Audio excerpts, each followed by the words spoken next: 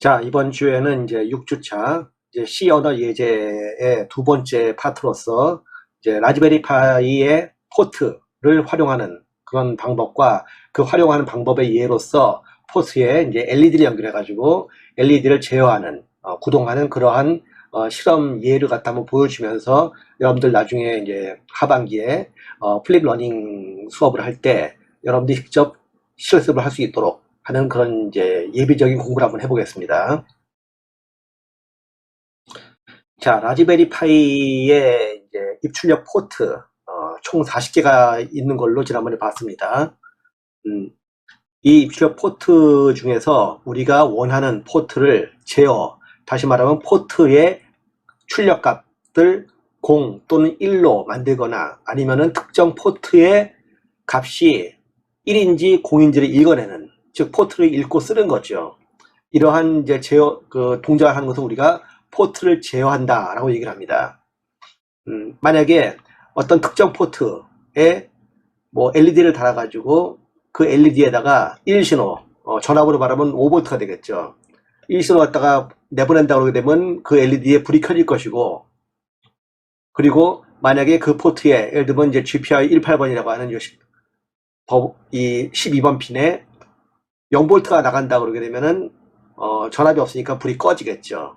그런 켜고 끄는 그런 이제 제어를 여러분들이 할 수 있도록 한번 이 예제를 볼 텐데, 여러분들이 먼저 이제 이 라즈베리 파이를 표현한 이 그림을 보고 있습니다. 왼쪽에서. 뭐 아는 사람은 다 알 것 같고, 특히 뭐 지금 뭐 전자공학이나 아니면 전기공학 쪽에서 뭐 부전공, 보수전공 하는 학생들은 아마 다 알 텐데, 회로를 또는 부품을 하나의 그 스케마틱 그 다이어그램으로 표현해가지고 우리가 간단하게 이렇게 회로를 갖다 표시할 수가 있는데, 지금 요 그림은 이제 ORCAD라고 하는 그런 소프트웨어 툴을 이용해서 그린 겁니다. 내가 그린 건 아니고 원래 있는 그림이에요. 이건요. 여러분들도 구글 찾아보면 이 그림 다 나옵니다.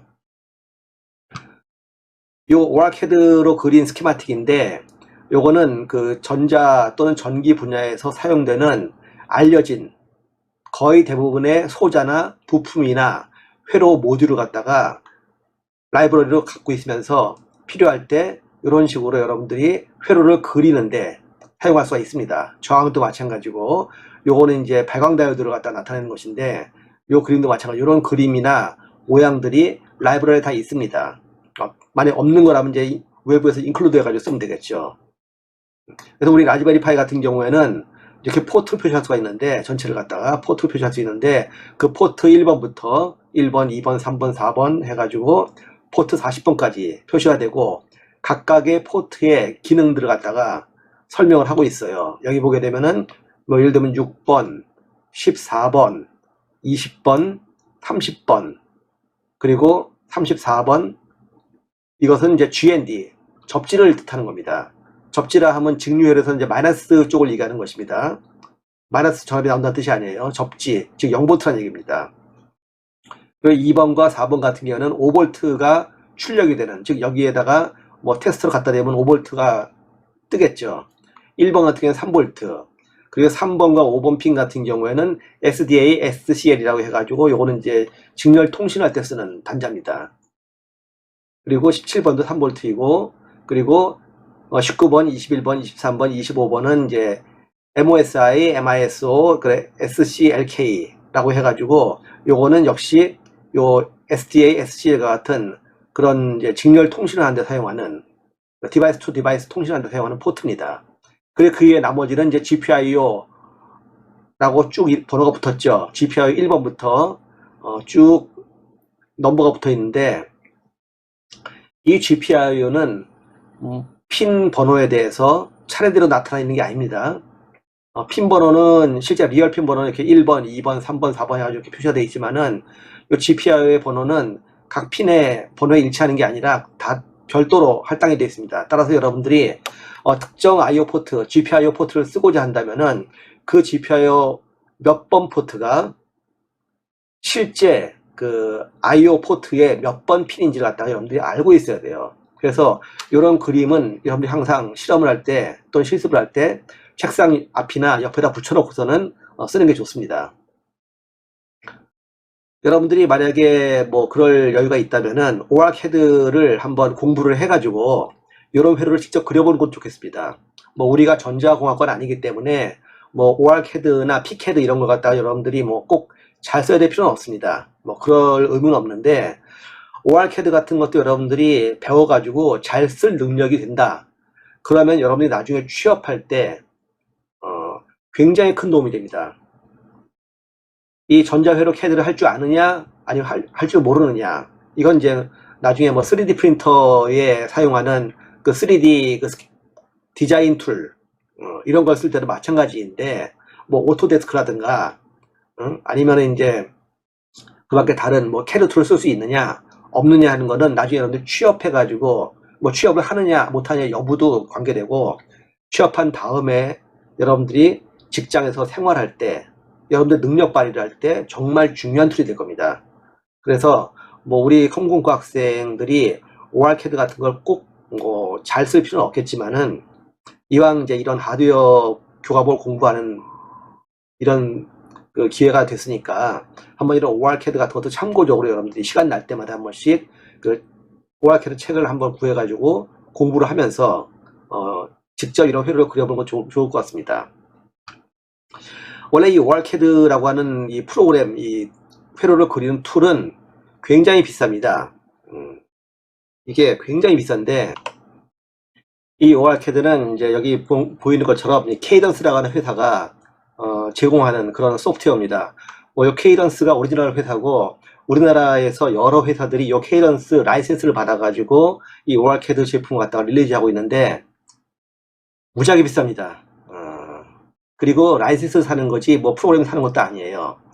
이거를 보통 회사에서 산다고 그러게 되면 1년 사용료가 보통 뭐 요새 뭐 많이 바뀌어가지고 잘 모르겠습니다만은 뭐 거의 한 2천만 원에서 2,500만 원 정도 합니다. 이게 대기업, 즉 사용자가 많은 대기업이라면은 훨씬 더 비싸요. 그리고 안타깝게도 아카데미 버전은 없습니다. 아카데미라고 해가지고 싸게 팔지 않아요.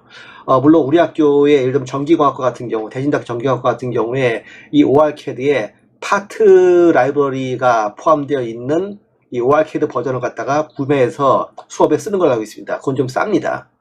그거는 뭐 한 200만 원 정도 하는 그런 이제 프로그램인데, ORCAD의 그 특정 펑션만 쓸 수 있어요. 전체를 쓸 수는 없고, 물론 여러분들이 지금 이렇게 ORCAD 공부하는 데는 전혀 지장이 없습니다만은, 실제로 회로를 그리고 PCB를 뜨고 하는 그런 작업에서는 굉장히 부족한 소프트웨어죠. 정식 라이센스를 사야만 되는 겁니다. 근데 다행히도 여러분들이 이제 요 공부를 한 정도의 수준이라면은 여러분들이 시중에서 웬만한 ORCAD나 뭐 피캐드나 이런 책을 갖다가 만약에 도서를 구매하면은 거기에 뒤에 이제 CD를, 요새는 뭐 CD가 없고 그냥 어떤 사이트에서 다운로드 할 수 있는 권리를 주는데, 이 ORCAD의 평가판을 다운로드 받을 수 있습니다. 그거 무료예요. 예. 우리가 뭐 전자공학 하는 전문가가 아니고 컴퓨터공학 하는 사람 입장에서 간단한 회로를 좀 몇 개를 그려보겠다 하는 그런 입장에서 본다면은 그 평가판으로도 충분히 가능합니다.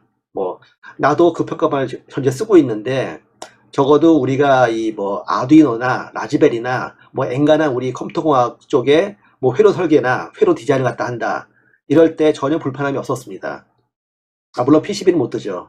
PCB, 근데 어차피 요새는 PCB는 다 외주를 맡기기 때문에 뭐 여러분들이 직접 뭐 ORCAD 레이아웃을 가지고서는 뭐 PCB를 떠가지고 제작할 그런 일은 없다고 봅니다. 그래서 이 스키마틱만 그리면 되는데, 그거는 여러분들이 책을 사면은 무료로 하는 겁니다. 무료로 다운로드 받을 수 있다.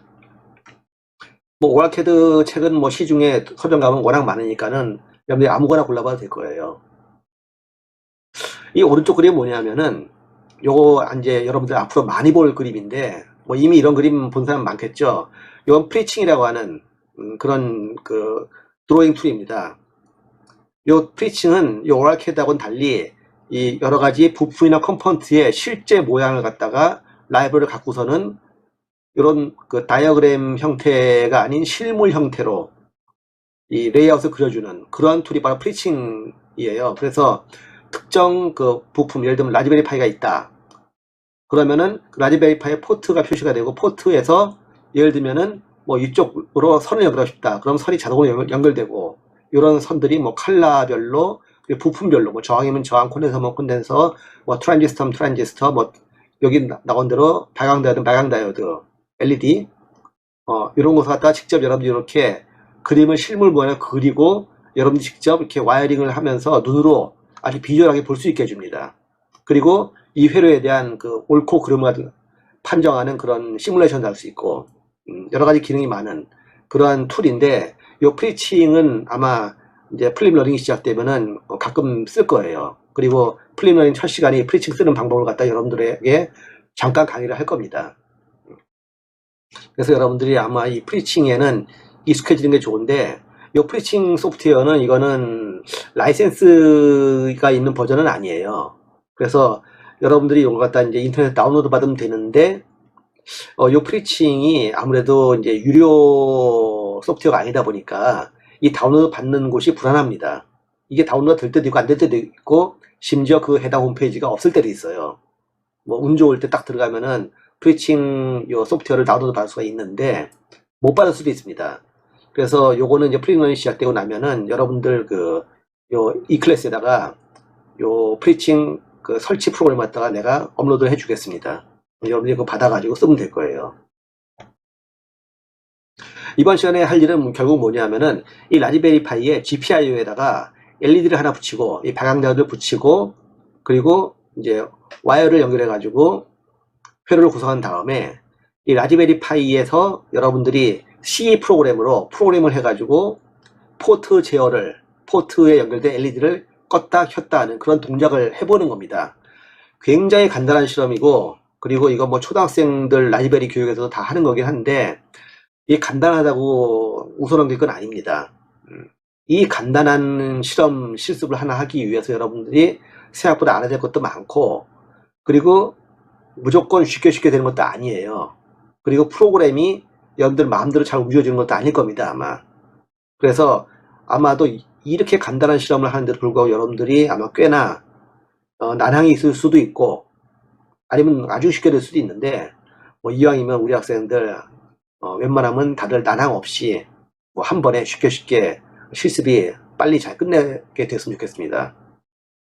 어차피 뭐 이번 시간에 여러분들이 직접 실험을 할 필요는 없습니다만은, 요게 이제 실제로 플립러닝을 시작할 때 요런 과정을 갖다가 정말 짤막하게 간단하게만 설명을 하고 바로 여러분들에게 실습을 시킬 거기 때문에 미리 이런 그 실험 실습에 필요한 내용을 갖다가 잘 알아두는 거는 필요하겠죠.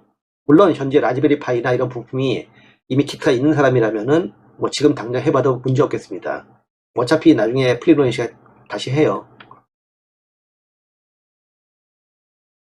자, 그런데 라즈베리 파이 포트 제어를 하는 C 프로그램 실습을 들어가기 전에 먼저 여러분들에게 알려줘야 될 사항이 있습니다. 자, 이 라즈베리 파이 회로에는 아주 간단하지만 라즈베리 파이와 그 다음에 이런 와이어, 그리고 저항, 그리고 여기 LED가 들어가는데, 이 첫 실험에서 이제 저항 한개하고 LED 하나만 쓸 겁니다.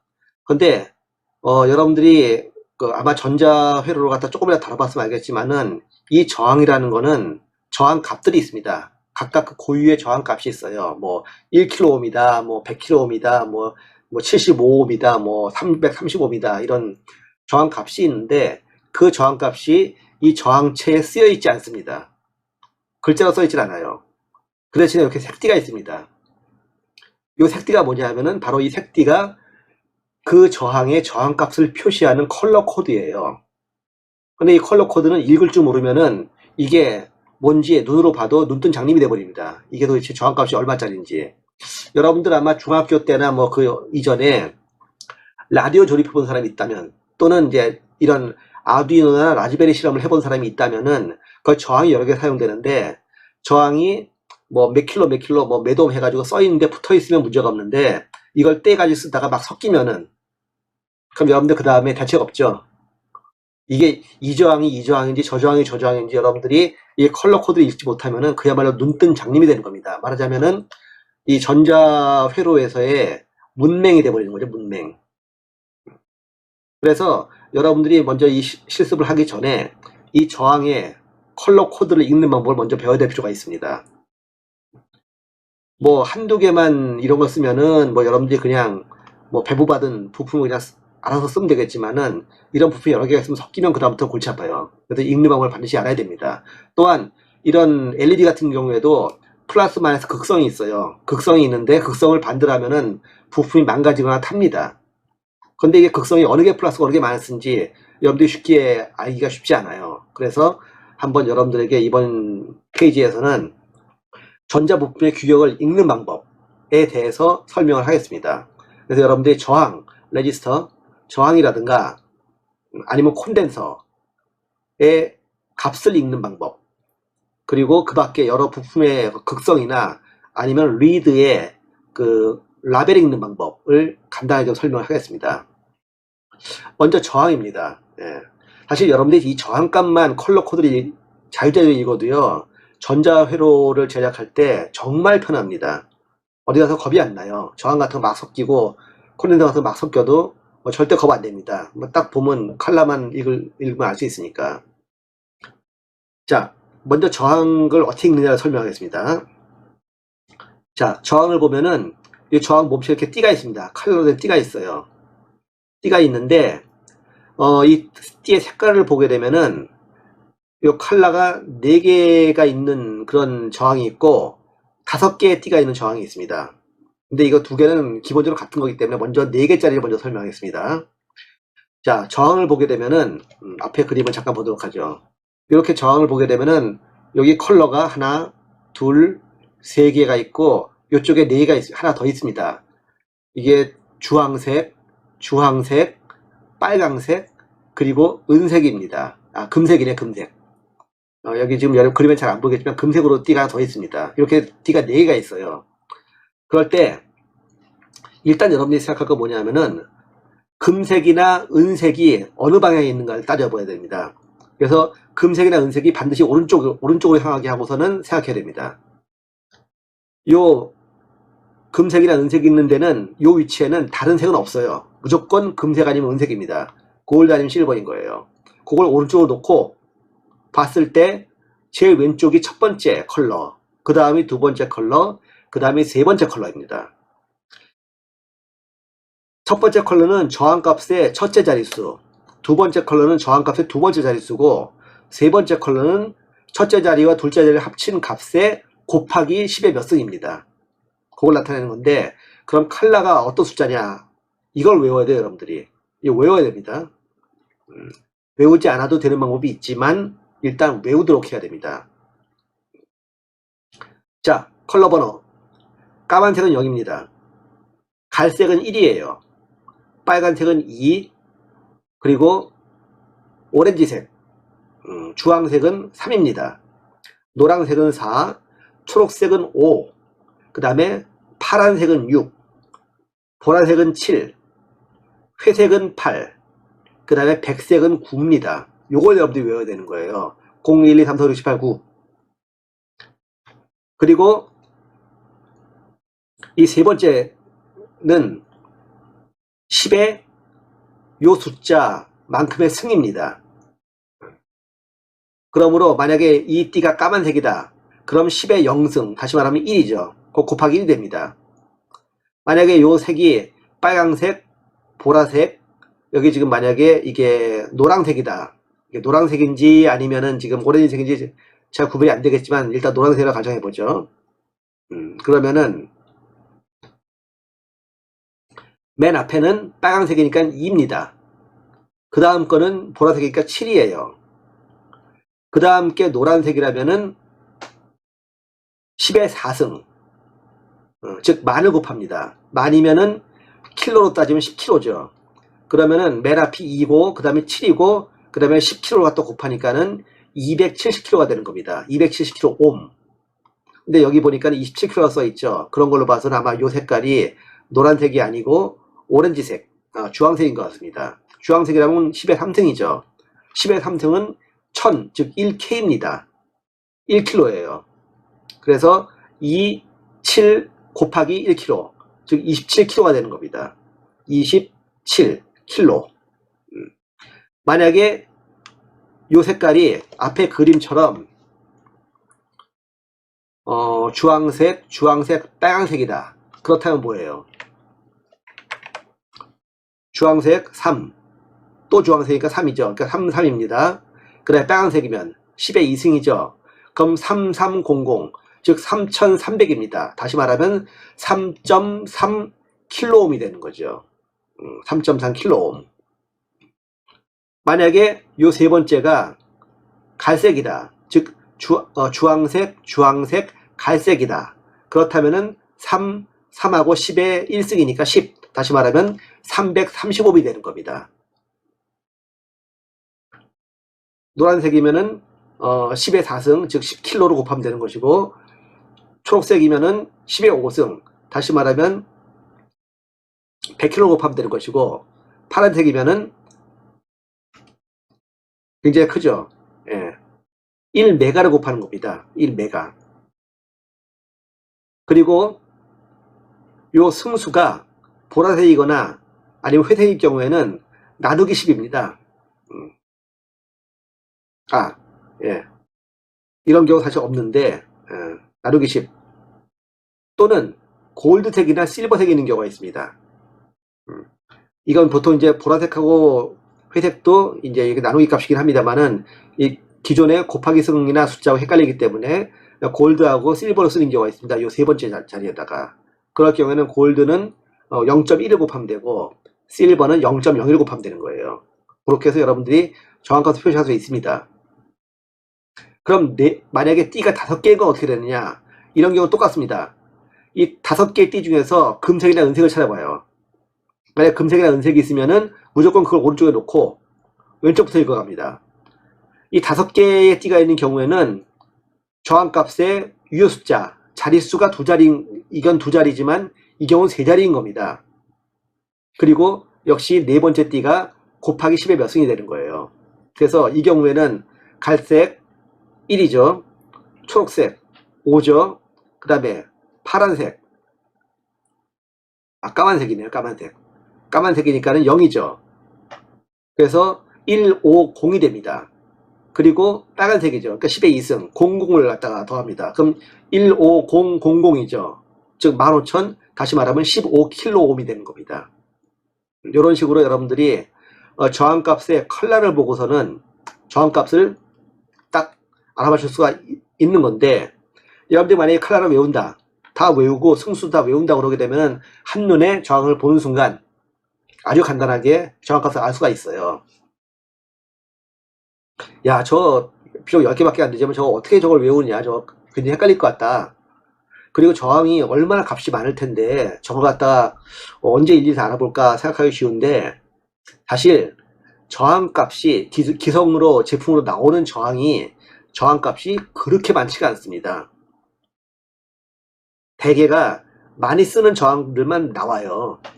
예를 들면 뭐 1kΩ이라든가 뭐 100옴이라든가 아니면 150옴, 뭐 330옴, 뭐 220옴, 뭐 2.2kΩ 이런 식으로 늘 쓰는 것만 나옵니다. 그래서 여러분들이 막상 저항을 딱 눈앞에 봤을 때 그 저항의 종류는 여러분들 잘해봤자 한 30가지 정도? 그 정도밖에 안 될 겁니다. 그렇게 생각보다 많지가 않아요. 뭐 특수 저항값을 가지고 있는 것도 있습니다만 여러분들이 웬만해서 잘 쓰지 않습니다. 그래서 이 저항값을 읽다 보면은 늘 읽던 것이 자꾸 보입니다. 늘 보던 게 자꾸 보이다 보면 자동적으로 그 색깔이 그냥 머릿속에 바로 외워지는 거예요. 자, 그러면 이제 이렇게 저항값을 읽었다 치고, 그럼 제일 마지막 이 띠는 뭐냐? 요거는 여러분들이 계산한 저항값의 허용 오차를 얘기하는 겁니다. 이걸 공차라고 그래요. 공차. 전산원 2층에서 파는 공차가 아니고 허용 오차, 에러 레이트를 얘기하는 것인데, 이게 보통은 금색 아니면 은색입니다. 뭐 빨간색, 브라운색이 있다고도 하는데 나는 이제까지 30년 동안 전자회를 하면서 본 적이 없어요. 한번 브라운색을 한 번 본 적이 있는데 그거는 한 50년 전쯤에 사용하던 진공관 라디오에서 뺀 겁니다.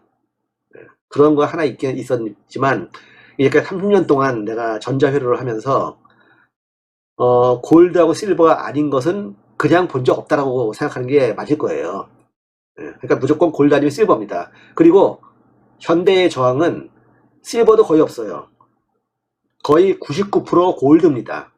다시 말하면 이 저항값의 허용 오차가 5% 플러스 마이너스 5%라는 뜻입니다. 플러스 마이너스 5%면은 예를 들면 이 저항의 값이 100kg다. 100kg입니다. 그럼 플러스 마이너스 5%니까 95kΩ에서 105kΩ 사이다라는 뜻입니다. 그 사이에 저항값이 있다는 얘기인데 어차피 저항값이란 게 정확하게 딱딱 떨어지는 게 아니에요. 제조 오차라는 게 있습니다. 그래서 그 제조 오차 때문에 뭐 똑같은 저항이라 할지라도 저항마다 조금씩 값이 달라요. 근데 그거는 큰 문제가 아닙니다. 그래서 보통 5% 정도는 오차로서는 뭐 별 문제 없다라고 쓰는 것이죠. 그래서 요 네 번째 띠, 여기서 다섯 번째 띠, 요거는 거의 아마 여러분들이 보는 저항이라면 다 금색일 겁니다. 그래서 금색을 오른쪽으로 두고 저항값을 왼쪽부터 차례대로 위에 숫자 2자리 또는 3자리, 그 다음에 10의 몇 승 하고 읽으면 될 겁니다. 그런데 이거 도저히 이거 못 외우겠다. 어떻게 한 방에 좀 쉽게 할 수 있는 방법이 없냐? 이렇게 생각하는 학생도 있을 겁니다. 사실 이 이공계 학생이 특히 공학을 하는 학생이 그렇게 게으르면 안 돼요.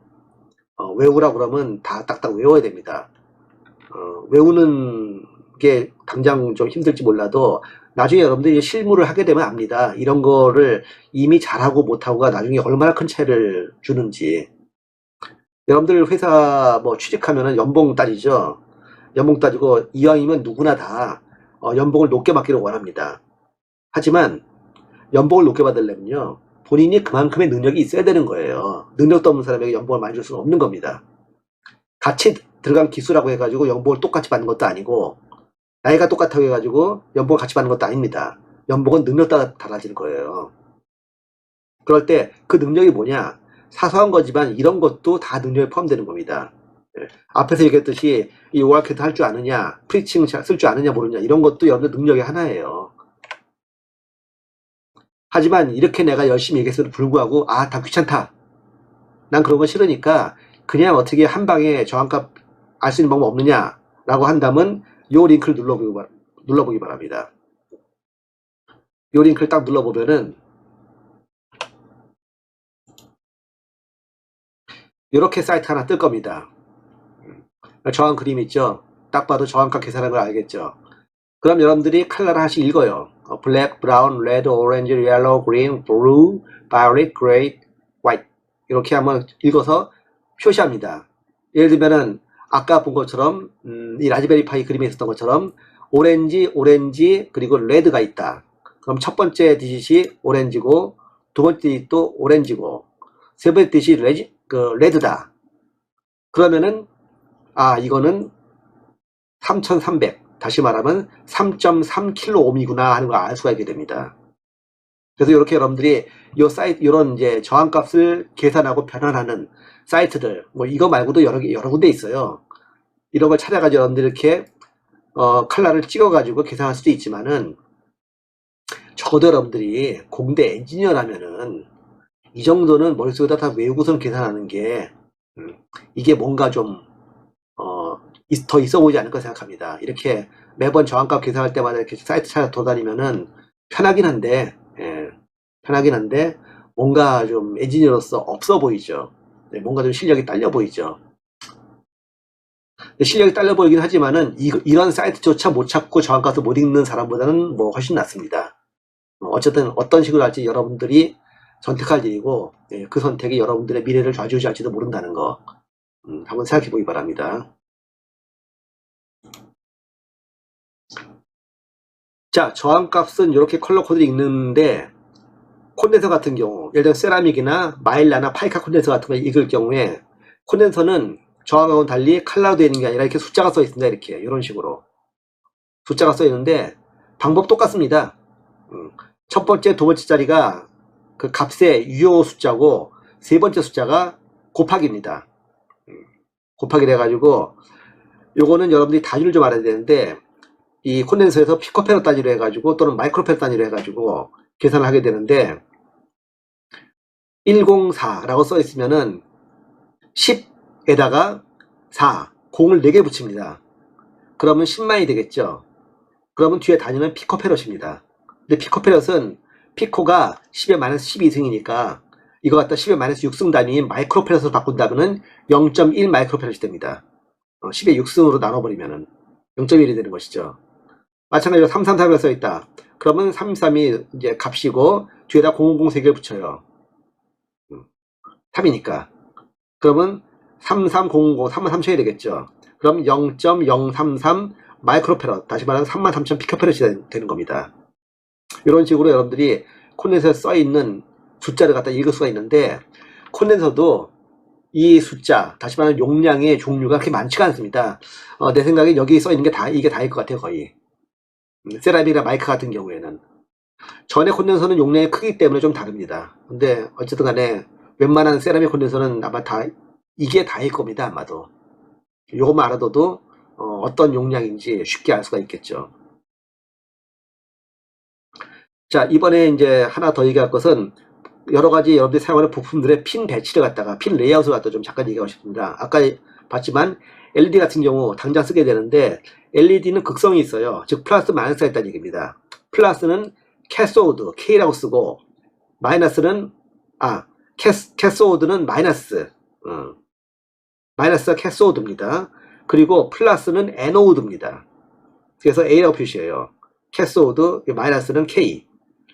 그런데 이 LED를 갖다가 기호로 표시하게 되면은 앞에서 이런 식으로 기호로 표시한다고 그랬죠. 그랬을 때 이 삼각형의 위쪽이 에노드입니다.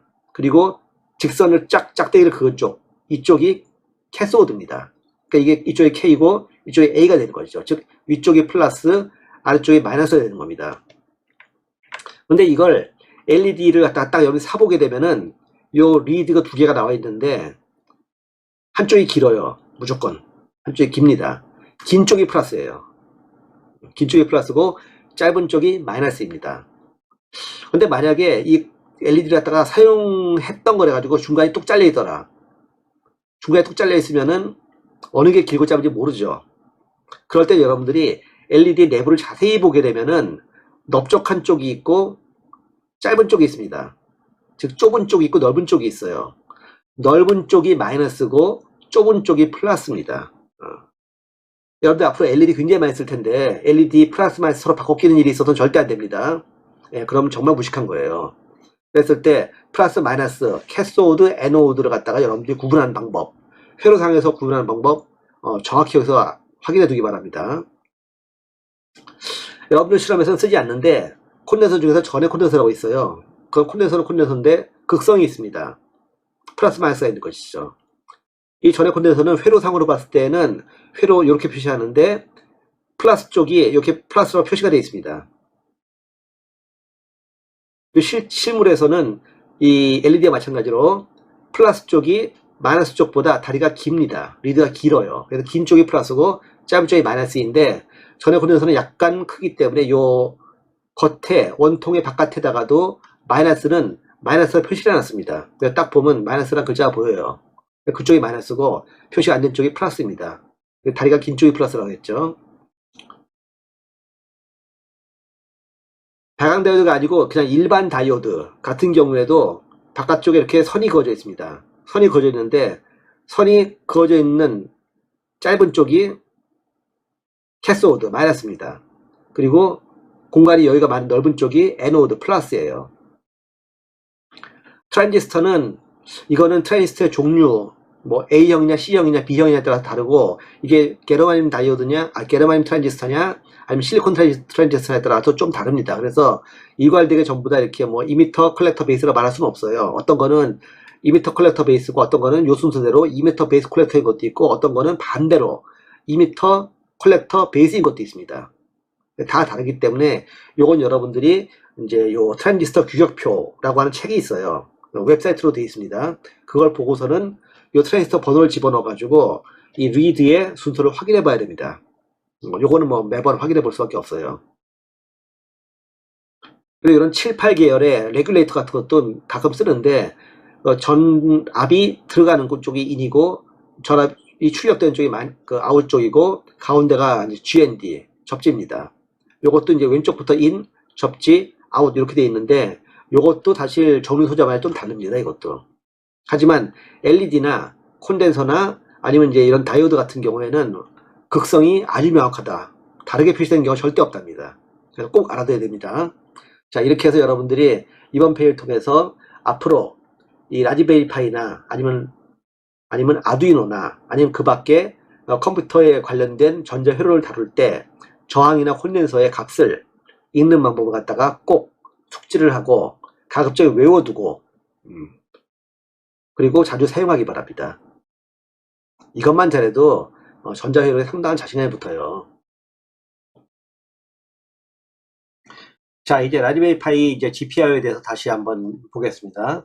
우리가 앞 시간에 쭉 봤다시피 이 라즈베리 파이에 피지컬 그 포트 핀이 있습니다. 핀 번호가 1, 2, 3, 4 해가지고 종횡으로 가면서 40번까지 번호가 있다고 그랬죠. 이게 피지컬 번호이고 그 피지컬 번호에 대응해가지고 와이어링 파이의 번호가 이렇게 나와 있다고 했습니다. 이게 와이어링 파이를 사용할 때, 즉 C 프로그램을 사용할 때 여러분들이 봐야 될 번호이고, 이 PC의 번호는 뭐라고 그랬죠? 요거는 파이썬을 쓸 때, 그때 사용하는 번호라고 했습니다. 여러분들은 지금부터는 이 와이어링 파이 번호만 봐야 됩니다. 지금 이번 주에 여러분들 보여주는 그 실험 실습에서는 GPIO 4개를 갖다가 사용할 건데 실제로 하나만 사용합니다. 이번 시간에는 요 GPIO 4개를 갖다가 와이어링 파이로 따졌을 때 1번, 4번, 5번, 6번을 갖다 지정했습니다. 그럼 1번, 4번, 5번, 6번이 실제로 뭐냐? 자, 와이어링 파이 1번이 어느 거죠? 요거. 그럼 피지컬하게 12번 핀입니다. 근데 이게 여러분들 그 라즈베리 파이에서 흔히 사용하는 파이썬 입장에서 봤을 때는 이게 18번 포트예요. 이게 1번 포트가. 그리고 와이어링 파이의 4번 포트는 파이썬의 23번 포트입니다. 그리고 5번 포트는 24번 포트. 그리고 6번 포트는 25번 포트입니다. 그러니까 파이썬을 쓸 땐 요 번호지만 여러분 지금 우리는 이제 C를 쓰고 있기 때문에 요 포트 번호 쓰는 거예요. 1, 4, 5, 6. 여기서도 좀 간단하게 본다면 우리가 밝게 본다면은 이게 이제 피지컬 핀이고 이 부분이 그리고 12번 핀이 와이어링 파이 1번입니다. 그리고 16번이 4번, 18번이 5번, 그리고 22번이 와이어링 파이 6번이 되는 거예요. 이게 파이썬으로 따졌을 때는 18번, 23번, 24번, 25번이 된다는 것이죠. 이 설명을 좀 반복하는 이유는 여러분들이 만약에 이전에 이 라즈베리 파이를 파이썬으로 다뤄본 경험이 있는 사람이라면은 이미 머릿속에 12번 핀은 18번 포트, 16번 핀은 23번 포트, 18번 포트는 24번 포트 이렇게 아마 머릿속에 딱 각인이 돼 있을 겁니다. 이게 늘 아마도 대부분의 예제가 다 이 포트만 쓰기 때문에 아마 이걸 여러분들이 익숙하게 볼 거예요. 하지만 우리가 지금 쓰는 건 C입니다. C 언어이기 때문에 C 언어의 와이어링 파이 상황에서는 여러분들이 다시 기억해야 된다는 겁니다. 그래서 이 18번, 23번, 24번, 25 이거 기억하지 말고 잊어버리고 12번 포트는 1번, 16번 포트는 와이어링 파이 4번 포트, 18번은 5번, 그리고 22번 핀은 6번 포트 이렇게 기억을 해두는 게 좋습니다. 이제 이 와이어링 파이 포트에다가 LED 연결해가지고 한번 그 실험 실습을 하는 예를 갖다 한번 여러분들 보여줄 텐데 다시 이제 회로 쪽으로 가보도록 하죠. 회로를 보게 되면은 총 4개의 LED가 붙어 있습니다. 이게 피지컬 핀 12번, 그리고 피지컬 핀 16번, 18번, 22번에 붙어 있습니다. 요게 와이어링 파이 따지면 요게 와이어링 파이 1번, 그리고 4번, 5번, 6번이라고 했죠. 자, 그러면은 요 피지컬 핀 16번, 요 12번, 피지컬 핀 12번에 저항을 거쳐가지고 3.2kH짜리, 여기서 3.3kH, 여기 그림에 3.3으로 표시되어 있는데, 여기 3.2라고 표시되어 있네요. 상관없습니다. 이 정도 크기는 별 차이 없어요. 요걸 통해서 LED에 플러스 연결되게 되어 있죠. 그래서 요 핀에서, 12번 핀에서 연결해가지고, 브레드보드를 통해서 저항을 통해가지고, LED에 플러스 연결합니다. 그리고 LED의 다른 한쪽, 마이너스 쪽은 이쪽 핀, 몇 번 핀이죠? 6번 핀입니다. 6번 핀이 접지죠. 접지를 통해서 마이너스를 연결합니다. 4개 다 각각 마이너스는 다 똑같이 연결해 가지고 접지에 연결하는 거예요. 여러분들 브레드보드는 요 빨간색과 파란색이 있는 요 두 라인은 세로로 서로 연결되어 있고 나머지는 서로 가로로 연결되어 있다고 하는 거 이미 알고 있겠죠. 이쪽 편 가로로 다 5개 가로로 연결되어 있고 이쪽 편도 가로로 5개 연결되어 있습니다. 요 홈의 맞은편하고는 서로 연결되어 있지 않아요. 왼쪽도 마찬가지로 세로로 연결되어 있습니다. 빨간색, 파란색 라인을 통해 가지고. 그러니까 접지는 LED에 마이너스 쪽으로 갔다가 이쪽 라인에다 연결만 하고 그 하나만 6번 핀에 연결하면은 접지에 전부 다 연결되는 거예요. 이렇게 회로를 구성하고서 여러분들이 이 내용을 갖다가 보는 게 좋을 겁니다. 나중에 실제로 실습을 할 때에도 마찬가지로 브레드보드에다 이런 모양으로 여러분들이 연결을 해야 되는 것이고, 이때 와이링 하는 것도 각각 그 4개의 저항에 연결되는 것과 그 다음에 하나의 공통 접지에 연결되는 것을 갖다 여러분들이 5개 와이어로 연결하면 되겠습니다.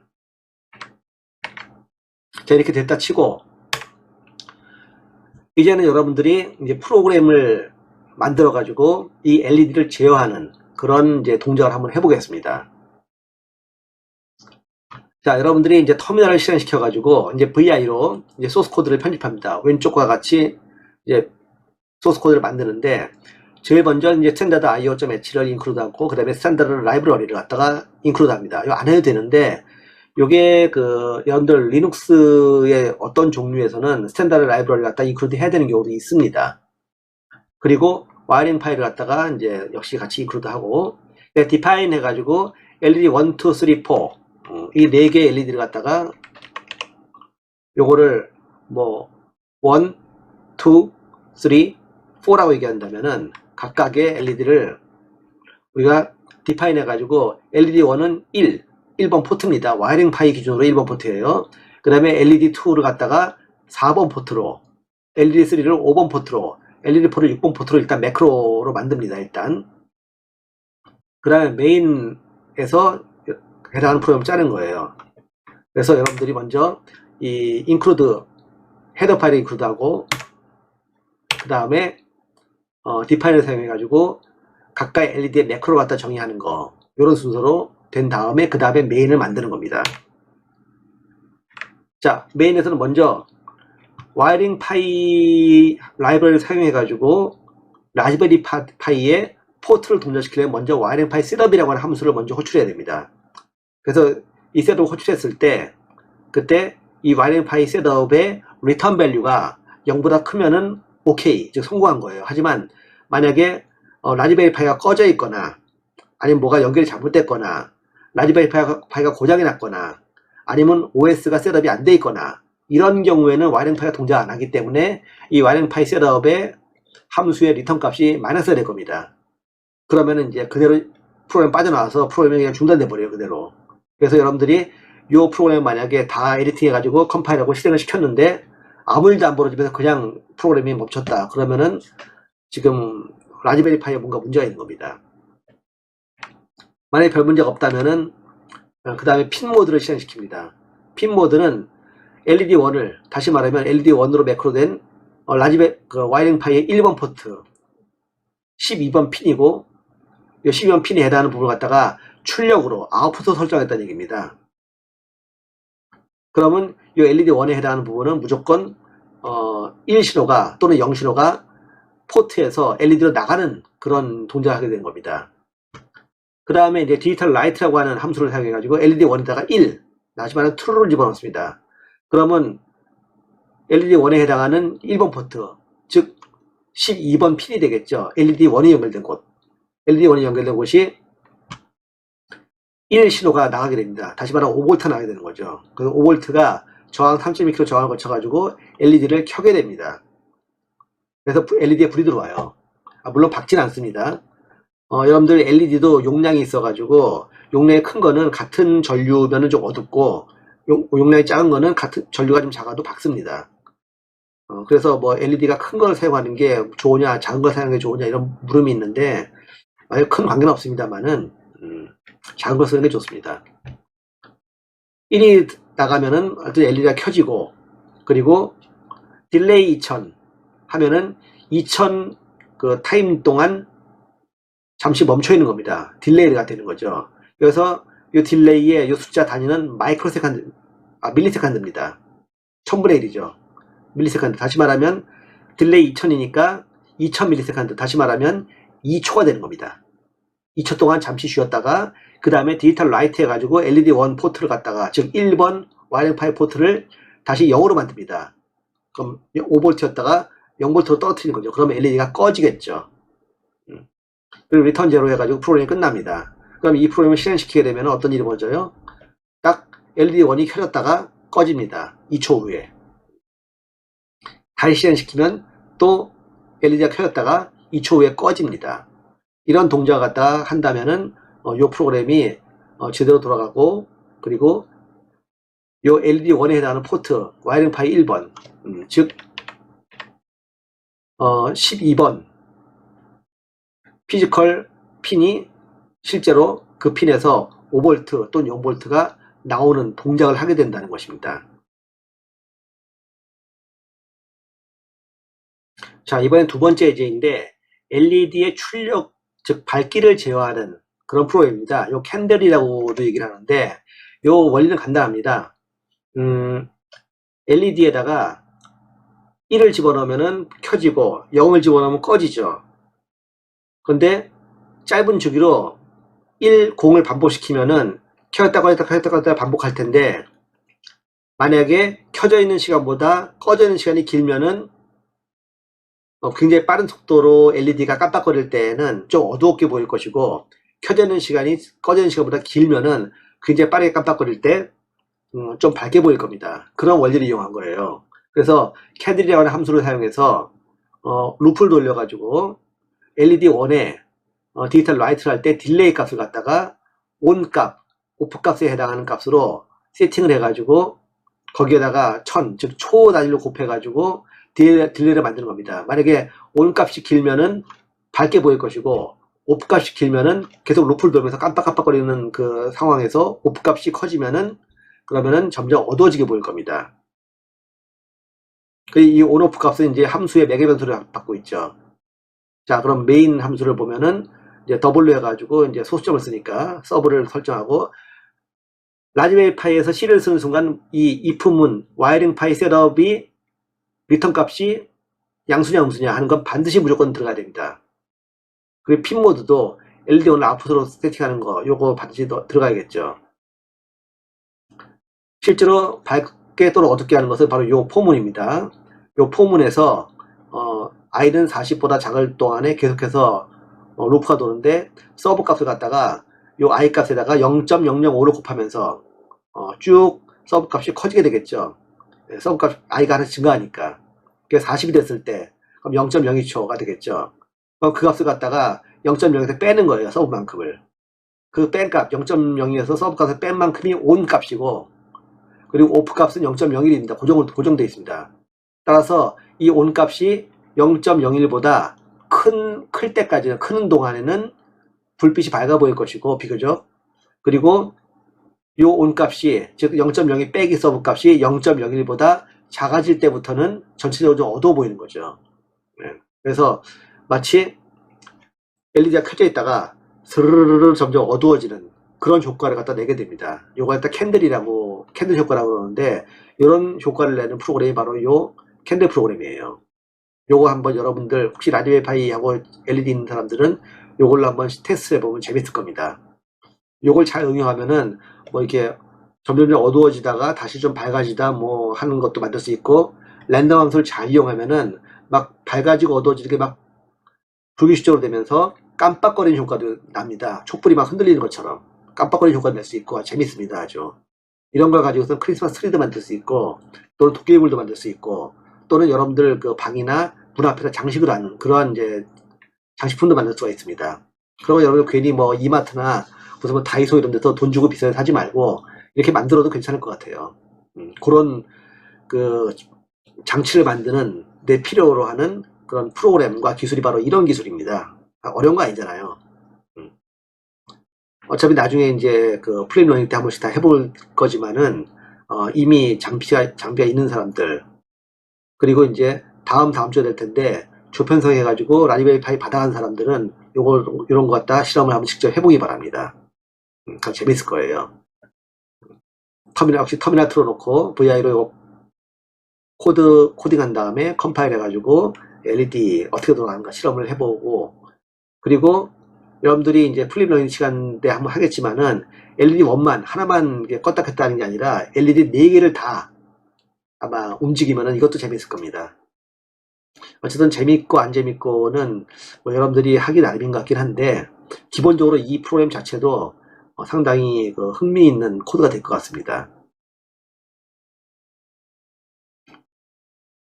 나중에 플립 러닝 시간에 한번 이거 실제로 동작을 한번 시켜보도록 미리 한번 프로그램 잘 봐두도록 하세요. 자, 이번에 공지사항입니다. 자, 조편성 갖다가 하라고 했는데, 여러분들 공지사항 다 봤죠? 근데 아직까지도 많은 학생들이 조편성 메일을 나한테 안 보냈어요. 조편성 메일을 안 보내면은 상당한 불이익이 있습니다. 어쨌든 지금까지 나에게 보낸 사람들, 조를 편성했거나 아니면 임의로 조 편성 해달라고 이메일 보낸 학생들은 전부 다 모아가지고 내가 조를 편성한 다음에 1월 13일 수요일이죠. 낮 12시에 조 편성 발표를 갖다가 이 클래스 공지사항에다 올리겠습니다. 누구가 조가 됐다. 뭐 조 이름이나 조 번호 같은 거 없습니다. 그냥 학생 이름으로 조를 편성하는 거예요. 공지를 할 텐데, 조 편성을 갖다가 여러분들이 확인하게 되면은 그 다음에 할 일이 있습니다. 제일 먼저 할 일이 먼저 자기 조 사람하고 서로 연락하는 거예요. 말하자면 전번을 따야 되는 거죠. 뭐 이미 아는 사람일 수도 있습니다만은 이제 임의로 조 편성한 경우에는 대부분 서로 모르는 상황이기 때문에 임의 조 편성을 해달라고 했을 거예요. 그래서 아마 서로 연락처를 모를 겁니다. 웬만해서는. 모를 경우에는 학과 사무실에 여러분들이 들리거나 아니면 학과 사무실에 전화를 해가지고 한현순 조교에게 전화를 해서 내가 몇 조에 어느 조에 누군데 누구의 조인데 내 조원 전화번호를 알려달라 하고 부탁을 하면은 한현순 조가 여러분들 학생 정보에 찾아가지고 각 조별로 확인시켜 줄 겁니다. 이건 여러분들이 반드시 한현순 조교에게 개별적으로 연락해야 되는데, 이건 개인정보 보호 때문에 그렇습니다. 여러분들 아무나 막 전화해가지고 뭐 혹시 내 조 학생이 아닌데 막 다른 학생의 전화번호 갖다 아는 걸 막기 위해서, 개인정보가 노출된 걸 막기 위해서 요거 조교에게 본인을 확인하고 그리고 본인의 조원의 연락처를 갖다가 받는 그런 형태를 취할 겁니다. 요거는 수요일 오후 12시 이후에 하는 거기 때문에 그 전에는 전화하면 안 돼요. 그럼 아마 조교가 짜증낼 겁니다. 그 다음에 조원이 둘이 연락해가지고 이제 통화가 되고 나면 그 다음에 둘 중에 한 사람이, 뭐 둘 다도 좋습니다. 학과 사무실에서 라즈베리 파이 실험 키트를 받아갑니다. 근데 이건 딱 기간이 있습니다. 10월 18일, 19일 이틀뿐이에요. 그 이유는 없습니다. 그러니까 여러분들은 뭐 어떤 일이 있어도 월요일이나 화요일 둘 중에 하루는 와가지고 이 실험 키트를 받아가야 돼요. 만약에 이 날짜가 지난 다음에 받아가려고 그러면 아마 학과 조교에게 굉장히 아마 많은 불평을 듣게 될 겁니다. 실험 키트를 받았다면은 그 다음에는 그 조원 둘이서 상의를 해가지고 기말 프로젝트를 해야 된다고 그랬죠. 기말 프로젝트 주제를 갖다가 선정합니다. 그래서 어떤 주제로 어떤 걸 갖다가 기말 프로젝트로 우리가 뭐를 만들까 하는 것 같아 여러분들이 상의를 해서 결정한 다음에, 그 다음에 중간고사 당일까지 중간고사를 보는 날 그날까지 기말 프로젝트 프로포저를 갖다가 이 클래스에다가 여러분들이 과제로 제출하면 되는데, 이 프로포저를 쓰는 양식과 제출 방법은 따로 공지를 또 하겠습니다. 공지를 보고서는 그대로 하면 됩니다. 그래서 여러분들이 일단 조편성 확인하고 난 다음에는 조원 서로 알아보고 그 다음에 키트 받아가고 그 다음에 기말 프로젝트 주제를 선정을 하는 것이 여러분들 급선무입니다. 일단 자, 그 다음에 이제 이 조가 편성됐기 때문에 그러면 이제 중간고사 이후에 플립 러닝 수업 들어갔을 때 조별로 실습을 할 텐데, 온라인으로 만약에 계속 수업을 진행하는 상황이 된다 그러게 되면은 조원 둘이서 뭐 누구 집에서 모이든지 아니면 뭐 스타벅스에서 모이든지 뭐 아니면 뭐 다른 커피빈에서 모이든지 간에 하여튼 둘이서 모여가지고 이 인클래스 실습을, 이거는 이제 실시간 온라인이 될 겁니다. 실시간으로 온라인 할 텐데 그 실시간 실습을 갖다가 하면 됩니다. 실시간 실습 시간은 여러분들 원래 수업 시간이 될 텐데 바뀔 수도 있습니다. 요건 항상 바뀌면 공지 또는 여러분들 각 주차별 그 진행 내용에 써 있습니다. 그래서 그 시간에 실시간으로 시험 실습을 진행하는 것이니까 반드시 조원이 그 시간에 이 클래스 또는 웹엑스, 아마 웹엑스가 될 거예요. 아마 웹엑스에 로그인을 해가지고 실습 실시간으로 들어와야 돼요. 카메라 있어야 되고 노트북으로 또는 이제 PC로 또는 폰으로 여러분들이 웹엑스나 아니면 이제 이클래스에 온라인 강의로 들어와야 된다는 겁니다. 그리고 온라인 실험 실습이 끝나고 나면은 포스트 클래스 내용을 갖다 여러분들이 조별로 진행하면 되는 것이고, 만약에 오프라인 수업을 하게 됐다, 학교 전체의 그 방침이 오프라인 수업을 갖다 할 수 있다라고 한다면은 여러분들은 마이크로 컴퓨터 실험실, 다시 말하면 이제 우리 학과 4층에 B9-412 그 마이크로 컴퓨터 실험실로 와서 인클래스 실험 실습을 진행하는 것입니다. 정상적인 수업 시간에 항상 늘 수업하듯이 실험실에 와가지고 주소 체크하고, 그리고 인클래스 실험을 진행하고, 그리고 수업이 끝나고 나면은 이제 역시 조별로 포스트 클래스 진행하면 되는 것입니다. 이런 내용으로 여러분들이 이제 요 플립 러닝을 수행할 것이고, 그리고 최종적으로 기말에 조별로 프로젝트를 결과를 보고해야 되기 때문에 여기에 대해서 조원들끼리 서로 어떤 주제를 할 건지 잘 생각하기 바랍니다. 주제는 여러분들에게 유튜브 영상을 몇 개 올려줬습니다만은 너무 복잡한 거 하려고 그러지 말아요. 또는 너무 지나치게 뭐 돈이 많이 드는 부품이나 장비를 갖다 사용해야 되는 거, 그런 거를 하려고 하지 말고 좀 간단한 거, 너무 복잡하지 않은 거, 그리고 부품이나 장비가 많이 드는 것보다 여러분들 소프트웨어적인 그런 프로그램 기능적으로 여러분들이 보여줄 수 있는 거, 그런 쪽으로 생각하는 게 좋습니다. 이 시간 자체가 무슨 뭐 라즈베리 파이 가지고 대단한 작품 만들겠다 그런 수업이 아니라 C 프로그래밍 능력을 갖다가 여러분들 인베디드 프로그래밍 능력을 키우는 게 목적이기 때문에 가급적이면은 소프트웨어적인 방법에 의해 가지고 여러 가지 기능이나 아니면 이제 동작을 갖다 구현할 수 있는 그런 쪽으로 주제를 만드는 게 좋을 겁니다. 그게 편하기도 하고요. 프로포잘을 제출하고 나면은 가급적이면은 그 프로포잘대로 기말 프로젝트를 해야 됩니다. 중간에 주제를 바꾸고자 한다면은 나한테 따로 변경 신청을 하고 또 이제 뭐 프로포잘 써가지고 그 프로포잘에 대해서 내가 오케이를 해야 되는데 그 과정이 아마 굉장히 복잡하고 힘들 겁니다. 그러니까 중간에 바꾸는 것보다는 처음에 좀 엔간한 좀 간단한 주제를 만들어 가지고 끝까지 하는 게 좋습니다. 모르죠? 또 여러분들 욕심이 많으면 또 좀 좋은 걸 해보려고 나름대로 욕심을 부려서 많이 할 수도 있는데 뭐 그래도 좋습니다만은 꼭 어려운 거 복잡한 걸 한다고 해가지고 좋은 점수를 받는 건 아니다 하는 거를 여러분들이 미리 알아두기 바랍니다. 네. 내가 이 기말 프로젝트에서 주로 보는 거는요, 여러분들이 얼마나 C로 이 라즈베리 파이를 다루는 프로그램을 얼마나 C로 잘 구현했느냐 하는 겁니다. 뭐 기가 막힌 아이디어를 원하는 것도 아니고 아주 비싼 장비를 원하는 것도 아니에요. C 프로그래밍을 얼마나 여러분들이 잘했느냐 하는 게 가장 중요한 관건입니다. 물론 C 프로그래밍 타입 포매팅도 중요합니다. 프로그램은 굉장히 잘 만들었는데 C 프로그래밍 그 포맷이 스타일이 좀 틀렸다, 뭐 잘못 맞췄다 이러면은 상당히 감점이 되겠죠. 그리고 만약에 오프라인으로 진행될 경우에는 VI 시험도 보게 됩니다. VI를 갖다 얼마 잘 쓰는지를 평가하는 거예요. 그러니까 여러분들 VI 연습 평소에 해두는 게 좋겠습니다.